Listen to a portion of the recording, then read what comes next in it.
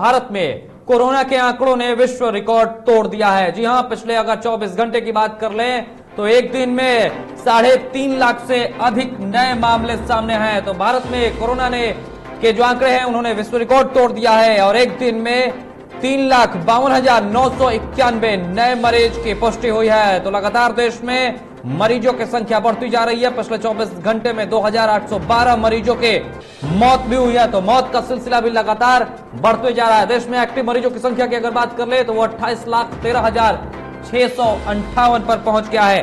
तो लगातार कोरोना के मरीजों की संख्या बढ़ रही है, स्थितियां खराब हो रही हैं। पिछले 24 घंटे में 2,19,272 मरीज ठीक हुए हैं। तो यह स्थिति है देश की।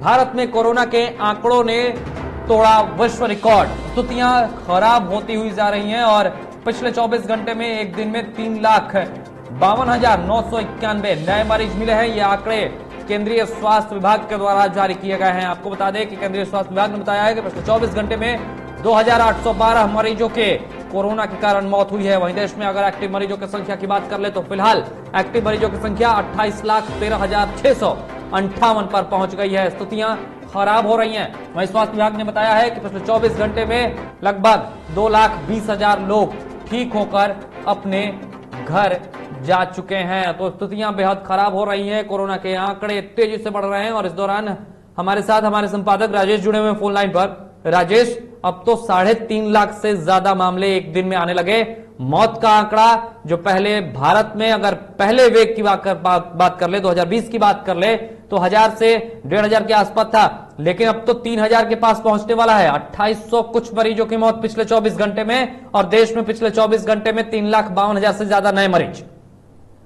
ये पूरी तरह से सकते में डाल देने वाला आंकड़ा है। जो अविनाश जो आप आंकड़ा बता रहे हैं वाकई में चिंताजनक है, बेहद चिंताजनक है। सवाल यहाँ पे ये है कि जिस तरह से आंकड़ा बढ़ा है लोगों ने कल्पना नहीं की थी। कल हम लोगों ने जाने माने डॉक्टर धीरज कुमार से भी बात की, उन्होंने भी जो बताया कि स्थिति काफी बेहद खराब है, लेकिन उन्होंने एक दो चीजें जो बताई है वो हम सबके लिए बेहद जरूरी है कि ठीक है अगर स्थिति खराब है लेकिन इसको हम सुधार भी सकते हैं। थोड़ी सी सावधानी अगर हम सब बरतें, चाहे सरकार के स्तर पर हो चाहे आवाम के स्तर पर हो, तो निश्चित रूप से इससे सुधार आ सकता है। ये जो 3,000 का आंकड़ा आप जो बता रहे हैं ये वाकई में चौंकाने वाला है। ये कहीं ना कहीं हमारे सिस्टम की ओर इशारा कर रहा है कि हमारी जो सिस्टम है पूरी तरह से फेल हो चुकी है। एक बड़ा जो समस्या ये है कि सरकार ने आकलन नहीं किया था, लोगों ने आकलन नहीं किया था कि अगर दूसरी लहर आएगी तो इस तरह से ये दिन भी देखना पड़ेगा। मतलब तैयारियां नहीं की गई थी, बिल्कुल भी तैयारियां नहीं की गई थी। सिर्फ वाहवाही में पेट थपथपाते हुए रह गए कि हमने 2020 में अच्छा काम कर लिया, कम लोग की मृत्यु हुई, कम संक्रमण हुआ। हमने तो विश्व में हमसे कई बड़े देश जो हमसे अधिक विकसित हैं वहां पर स्थितियां खराब रही, लेकिन भारत ने अपने आप को बचा लिया, भारत ने अच्छा काम किया और 2021 में उसी पीठ थपथपाने में रह गए और स्थितियां खराब हैं कि आप विश्व में रिकॉर्ड तोड़ रहे हैं। नहीं, ये सरकार के स्तर से एक बहुत बड़ी चूक हुई है। चाहे सरकार के स्तर से सरकार के कोई भी नुमाइंदा हो या भारतीय जनता पार्टी के कोई भी नुमाइंदा अगर या एनडीए के कोई भी नुमाइंदा ये दावा करें कि नहीं हमने एक बहुत बढ़िया मैनेजमेंट के तहत इस पर काबू पाया, ये पूरी तरह से विफल हुए हैं। और यही वजह है कि आप देख रहे हैं कि प्रधानमंत्री लगातार उधर मन की बात कर रहे हैं, फिर उसके बाद लोगों से अगर इंटरेक्ट हो रहे हैं तो उनके अंदर कॉन्फिडेंस, जो पहले कॉन्फिडेंस हुआ करता था वो कॉन्फिडेंस आज देखने को नहीं मिल रहा है। सरकार और पूरी तरह से सिस्टम जो है फेल्यूअर है, ना वो मीडिया को जवाब दे पा रही है, ना ही आम पब्लिक का जो सवाल आ रहा है उसको जवाब दे पा रही है। ये एक बड़ी लापरवाही का नतीजा है कि आज ये दिन देखने को पड़ रहा है।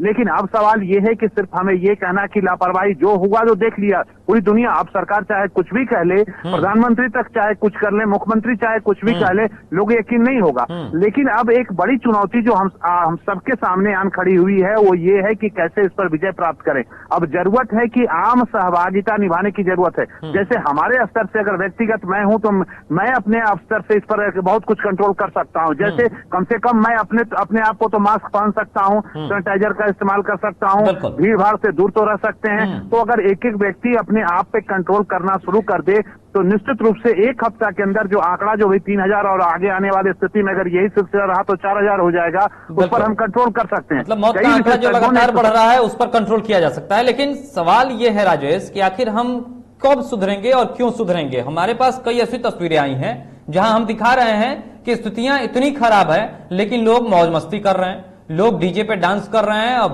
भीड़ इकट्ठा कर रहे हैं, बिना मास्क के नजर आ रहे हैं। शादी समारोहों में भीड़ ऐसे इकट्ठी हो रही है। अब चाहे लालगंज की बात ले लीजिए, पूर्व विधायक ने जिस तरीके से स्थितियां पैदा की, बड़ा आयोजन किया, बड़े लोगों को बुलाया, यहां पर भारी संख्या में लोग इकट्ठा हुए, हालांकि कार्रवाई हुई, केस हुआ, लेकिन उस केस होने से, कार्रवाई होने से कोरोना को कोई मतलब नहीं है।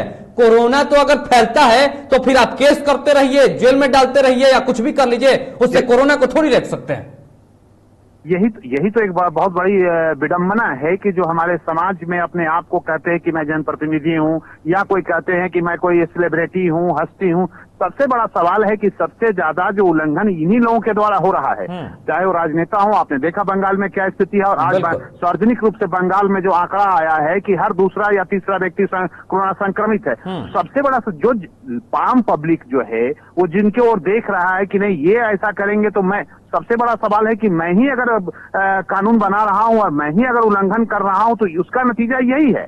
अगर सख्ती से इस पर कार्रवाई हो और लोग खुद ब खुद सोचें अपने प्रति, अपने परिवार के प्रति, तो इस पर काबू पाया जा। अभी राजेश, एक आंकड़ा मैं आपको, बिल्कुल आप बताइए, कल की जो खबर है वो बताइए।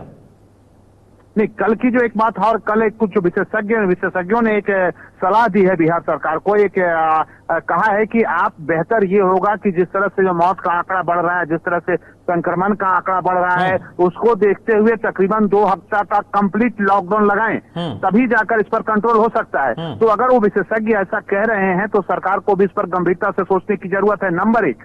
नंबर 2, आम पब्लिक अगर चाह रही है कि नहीं हमारी स्थिति बेहतर हो जाए, हम सब बेहतर हो जाए, आम दिनों की तरह जिंदगी जिए, तो बेहतर होगा कि 1 हफ्ता के लिए वो कम से कम अपनी जो गतिविधियां हैं उस पर कंट्रोल करें, अनावश्यक बाहर ना निकलें। और मुझे लगता है कि 1-2 हफ्ता तक हम सब अगर कंप्लीट लॉकडाउन, स्वेच्छा से, स्वतः लॉकडाउन जिसको कहते हैं, अपने आप फैसला लें कि नहीं मुझे घर से नहीं निकलना है जब तक कोई बहुत अनिवार्य काम ना हो जाए, तो निश्चित रूप से यह आंकड़ा कम हो जाएगा। कल जो डॉक्टर धीरज जब बता रहे थे कि हर बुखार जो है कोरोना नहीं है, लोगों को ये भी समझाने की जरूरत है, लोगों को ये भी बताने की जरूरत है कि हम सब सचेत हों। ऐसा नहीं है कि अगर बुखार हो गया तो हम कोरोना पेशेंट हो गए, हम पहुंच गए हॉस्पिटल।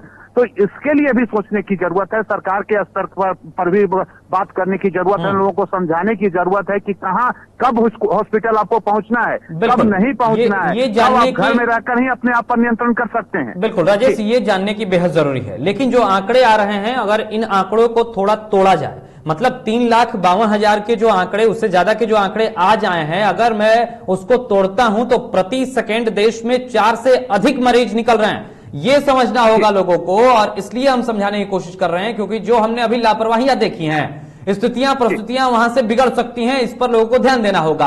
अगर 2800 कुछ आंकड़ा जो मैं मौत का बता रहा हूं और आपके टीवी स्क्रीन और मोबाइल स्क्रीन पर वो फ्लैश कर रहा है कि देश में पिछले 24 घंटे में 2800 कुछ मरीजों की मौत हुई है, अगर इस आंकड़े को तोड़ा जाए तो हर मिनट 2 लोग की मौत जो है वो देश में कोरोना के कारण हो रही है, और ये लोगों को समझना होगा। ये अगर वो नहीं समझेंगे, अगर इसको लेकर लापरवाही बरतते रहेंगे तो स्थितियां खराब हो सकती हैं। राजेश, नहीं बिल्कुल, ये और भी बेहद खराब हो सकती है। जो आप आंकड़ा बता रहे हैं कि हर 1-2 मिनट में जो मौतें हो रही हैं देश स्तर पे, ये आंकड़ा और भी खराब हो जाएगा।